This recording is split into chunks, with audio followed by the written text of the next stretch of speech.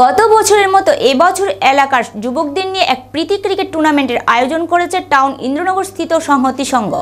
Club সম্পাদক দেবজ্যোতি দেবনাথ সাংবাদিকদের সাথে কথা বলার সময় জানান, ৭৬তম প্রজাতন্ত্র দিবস উপলক্ষে এবছর তারা প্রতি বছরের মতো 6 সাইড টুর্নামেন্টের আয়োজন করেছেন।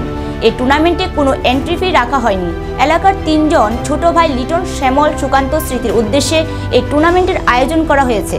এই টুর্নামেন্টে বিজয়ী হয়েছে বজরং দল এবং রানার্স আপ শ্রীরাম দল। তিনি বলেন, আগামী দিনেও এরকম খেলাধুলার পরিবেশ বজায় রাখা হবে। সকলকে প্রজাতন্ত্র দিবসের শুভেচ্ছা জানিয়ে তিনি বক্তব্য শেষ করেন।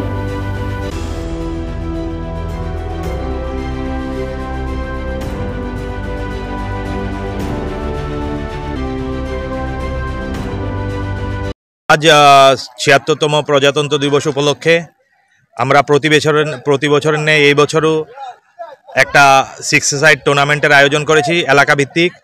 তাছাড়া আমাদের এলাকার 3 জন ভাই, ছোট ভাই, যারা বিগত বছরে আমাদের হয়তো সাথেই খেলাধুলা করেছিল কিন্তু এই বছর আমাদের পাশে নেই, তো এইবারের খেলা ওদের স্মৃতিতেই ছাড়া হয়েছে। স্বর্গীয় লিটন, শ্যামল এবং সুকান্ত স্মৃতি ক্রিকেট টুর্নামেন্ট, যেটা আমরা ক্লাবের তরফ থেকে সম্পূর্ণ বিনামূল্যে, কোনো রকম এন্ট্রি ফি আমরা নেইনি।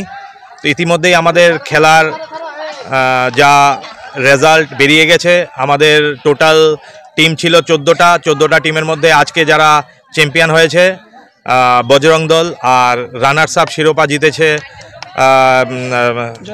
জয় শ্রীরাম দল। তো আমরা আশা করব আমরা আগামী দিনেও এরকম খেলাধুলার পরিবেশ এলাকার মধ্যে বজায় রাখব।